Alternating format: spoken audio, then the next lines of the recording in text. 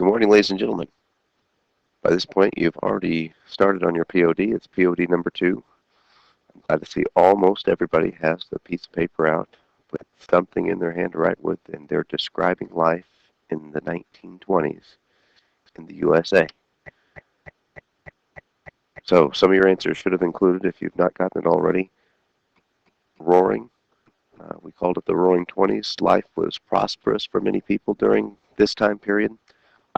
However, we're about to take a turn to the worst today, as we're starting to talk about the Great Depression, as we alluded to yesterday. So the first slide we see today, as you have these notes now, Mr. M is going to be coming by and passing out a piece of paper to you. Please make sure that we are on the right side. We are taking notes over the Great Depression. For the first few minutes of class today, we'll see a few clips, we'll see a few pictures to give you a little better idea of what was going on during this trying time period. So as you're getting ready to write some things down here, please keep up. We'll keep a fairly decent pace. If you don't get all of it, I'll be a little understanding, but I'm going to be grading both sides of this paper. So make sure that we are on the right side and we know what's going on. So right now, you see some interesting looking individuals. If you can look at their dress for a second. Look how they're dressed up. Look how they look. These are, of course, statues. Maybe you need to get your eyes checked if you didn't notice that at this time. But this is representing a time period in the United States where many guys dressed like this. They're not bums. These guys were pretty important individuals at the beginning of the 1920s, and after what we talked about yesterday, the big crash and unemployment rates rising, many people had to stand in bread lines to make or to get a hot meal, I guess I should say. So as we look at these soup lines and bread lines, lots of these things were popping up across the nation, and this kind of commemorates in a downtown city in the Northeast today what life was like for many during a very trying time period. So first off today, we're going to talk about how we got there. So some of the problems during the Roaring Twenties. Problem number 1, many people, although some were getting very, very wealthy, people, like Mr. Hopkins, were living in poverty. They didn't have very much. I'll be giving you an extra credit assignment sometime by the end of the week to interview somebody who was alive during the Great Depression. They may tell you that we didn't even know a Great Depression was going on. We were so poor. We didn't have money in the bank or money in the stock market, so we really weren't affected all that much here in Southern Illinois. So we'll hear some voices from the past in the next couple days, but this was one of the underlying problems in society. Many people were poor. Another problem was overproduction. The new method that was going to make goods a lot faster and more cheaply, come up with by Henry Ford. What do we call that again? Oh yeah, the assembly line. Good job. So as we had the assembly line, now we can start mass producing all these different things that we have. However, now that people are going to put a hold on buying things, we have a lot of these goods that no one can sell. So industry has all this stock on hand, and now they're forced to lower prices, and in some cases they're even taking a loss on some of these items. A third problem during the Roaring Twenties was buying on credit. Now, credit cards are going to be a thing of the future, but it's kind of the same process. You don't have to have any money to put your whatever on your Discover card. So you go to the mall, you put it all on your Discover card, and you have to pay it off. You don't have to have cash in your hand. Well, this was a new concept in the 1920s, and many people were buying things they couldn't afford. I think of those infomercials, like where it's for 5 easy payments of $19.95. But wait, well, they had $19.95, but they didn't have the $100 that it actually cost. So they bought several things like this, and then something happens. They lose their job. They get hurt at work. There's no workman's comp insurance. Sometimes they even get fired because they're hurt and they can't work. So it wasn't really set up as a user-friendly thing for consumers during this time period. The joke is a dollar down and then a dollar forever, a dollar a day forever, I guess I should say. And that quickly adds up, and many people are spending money that they don't have and buying things that maybe they don't need. And finally, the last thing, stock purchases. Now, your big day on Friday, you're getting the 10 grand that I promised you yesterday of fake money to invest in some corporations that are publicly traded in the United States. Well, and we'll look at a couple of graphs in your book and tomorrow as we review for a quiz you're taking over these notes today.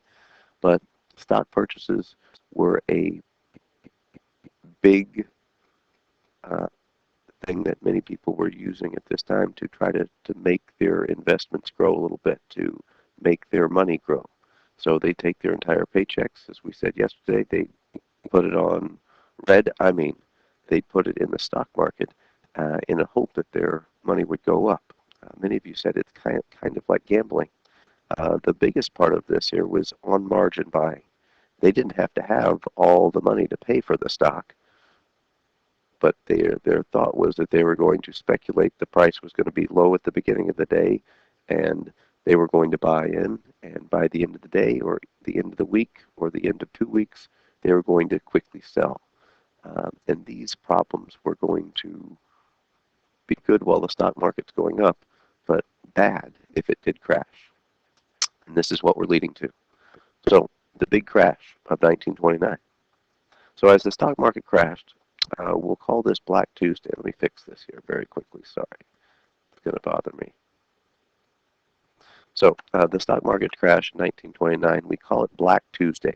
It's not like Black Friday, but Black Tuesday for kind of a bad reason here. October 29, 29. I'm sure that's a test question tomorrow. So you'll need to be able to let me know 10/29/29 was the date the stock market crashed.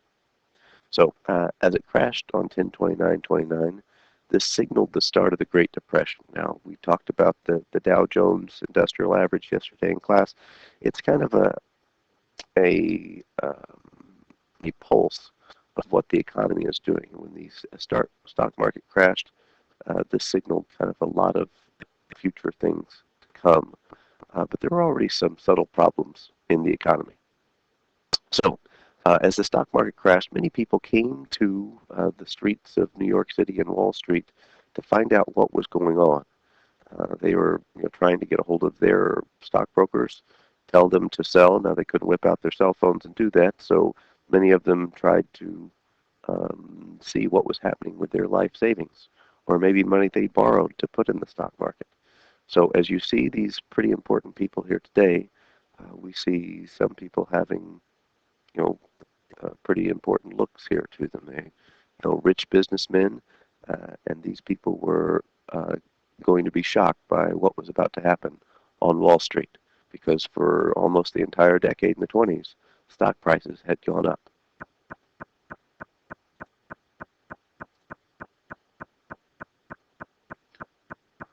All right, the next picture here I had to steal again. As we're looking at the next thing here, many people, as we said, rich guys, they were completely blindsided by the stock market crashing. So we see this picture here, $100 will buy this car, must have cash, lost it all in the stock market. Many guys saw their life of luxury was quickly going down the drain. Now this car, I'd be lucky to get $100 out of my car, but this car here looks like it was worth much, much more. Now, $100 is went a little bit longer back in the day, but as we look at life during the Great Depression, many people whose lives were roaring in the 20s were quickly going to be turned upside down. So other things that were going on kind of simultaneously with the stock market crash, one of these things were bank closings. So as banks closed, people lost their entire savings. There was no insurance on the money in the banks. So it kind of reminds me of a movie that you maybe see by Christmas time. It's called It's a Wonderful Life. So we're going to watch a short clip here that kind of signifies what was maybe going on with the banks. But the reason that banks fail, and it can even happen today and has happened over the last several years, um, but in 2008 we had kind of some same problems. So what happens if a bank fails? Some people cannot repay their loans because they lose their job. They decide, do I want to pay back my house payment or my mortgage, or do I want to eat and feed my family? And when people withdraw all their savings out of the banks, banks are only required today to have about 3% of their money actually there. So as we look at, if everybody in town goes to First Bank or Banterra today, they say, hey, I need all of my savings out right now. They are not going to have the money to cover it. However, or cash, I should say, to cover it. They could write you a check, which could it's going to clear. You're going to get your money, but it may not be the way you look at it. Banks invest in other people. They invest in houses. They invest in other people that they're going to pay their back. They're going to pay with interest. So if it works out well, banks make money. But if people stop paying, banks can be in trouble. So we'll come back to this slide in a second, but first we want to watch the clip.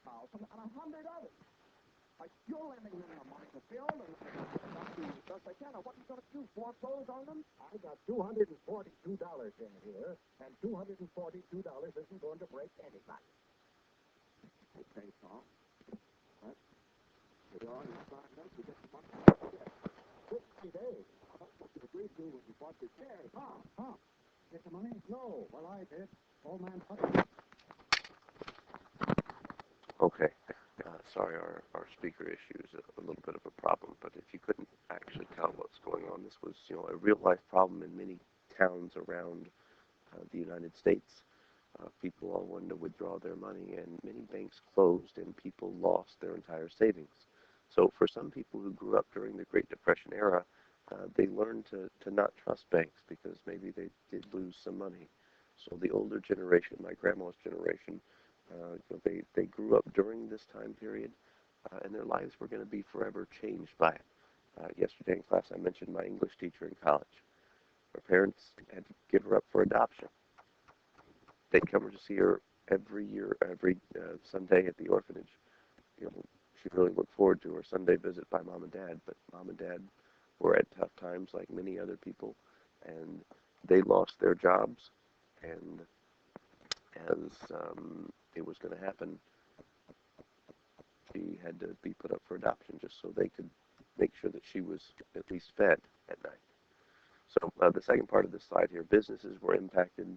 Many businesses had their savings in banks, and when banks failed, businesses also failed. Sales, of course, you're going to put the word down here, or put a, sales went down.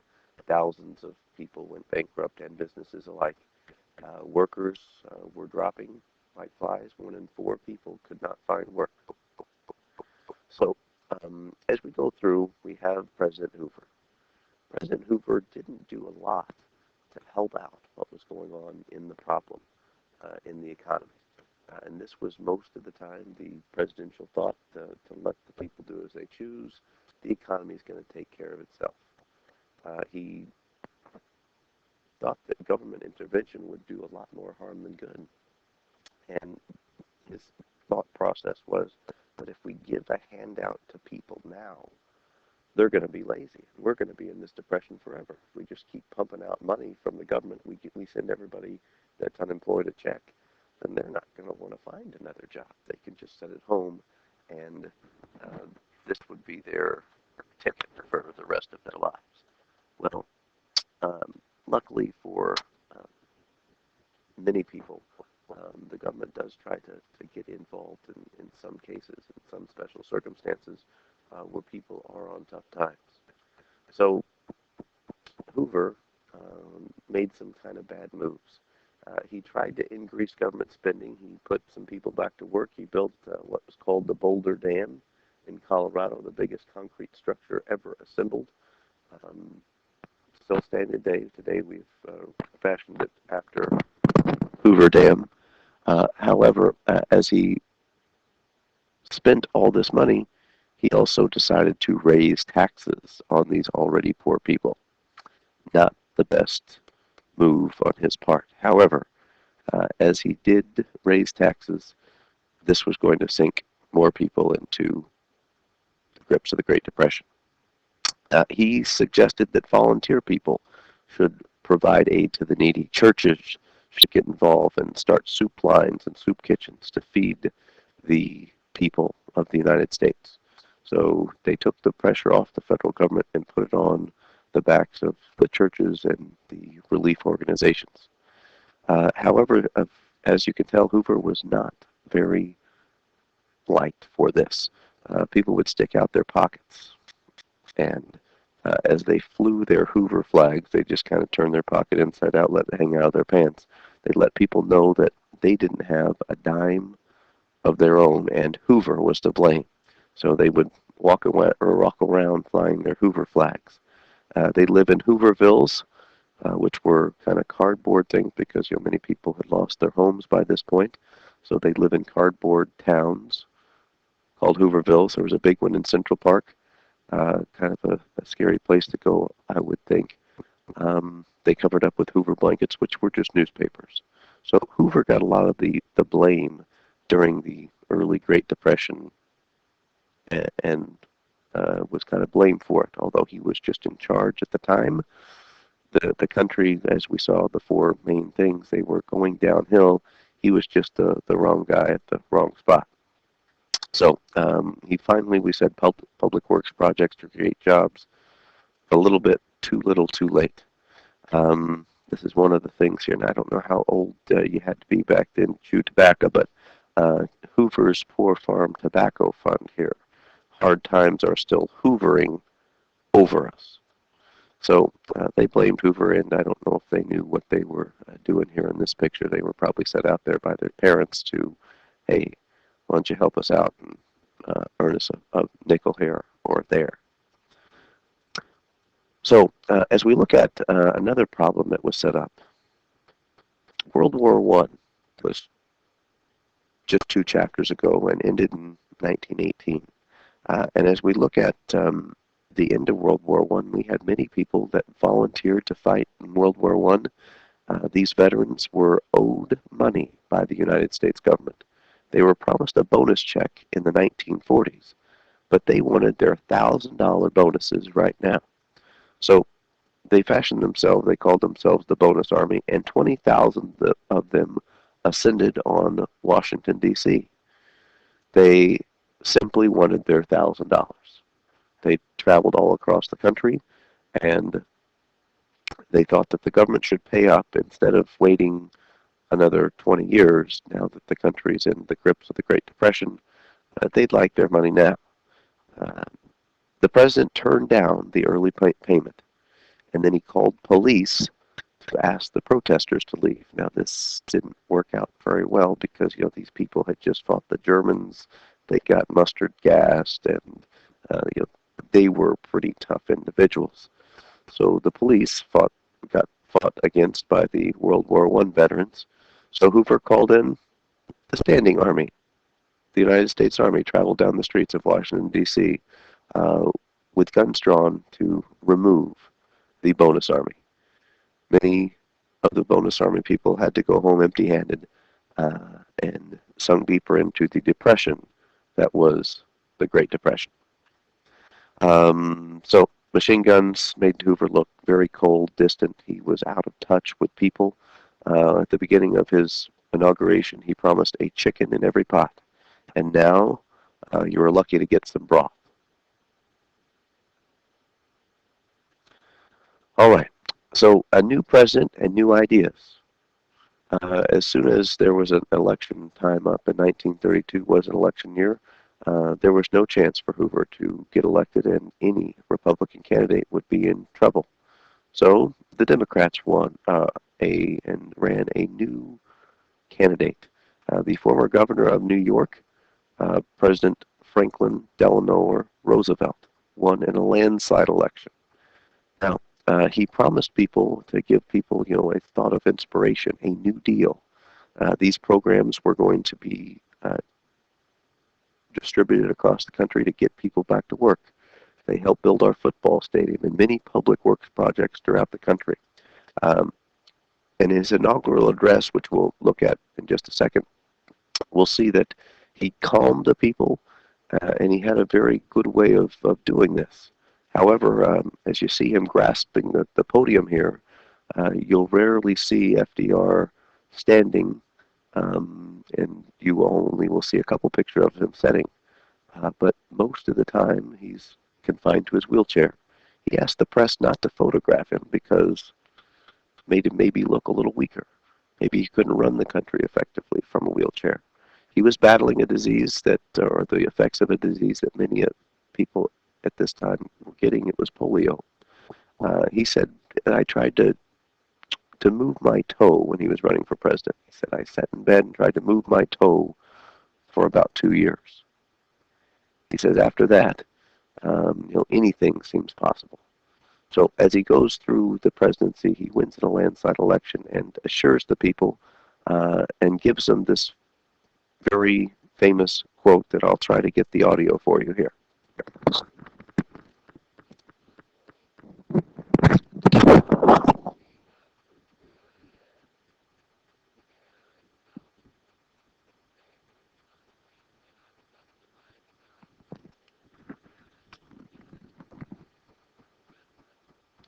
So I don't know if you could hear it again. I'm sorry, the volume, I have to put my microphone up to a speaker.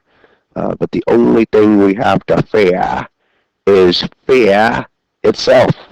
So as he gripped onto the side of the podiums, he had big, huge braces on his legs to keep him standing during his inauguration address. As you looked at the background there in the picture, you see lots of people that were excited to see him, and they were looking for a change in the country. Lots of people showed up for Inauguration Day, which was in March of 1933. So the next part of the class today, and for the rest of the class, you have an assignment that you need to be doing for me. The back side of this paper, you can get done possibly by the end of class. We're taking a quiz over this tomorrow. So if you need some help, please raise your hand, but we can open up our books to page 724 and get started. I'll see you tomorrow.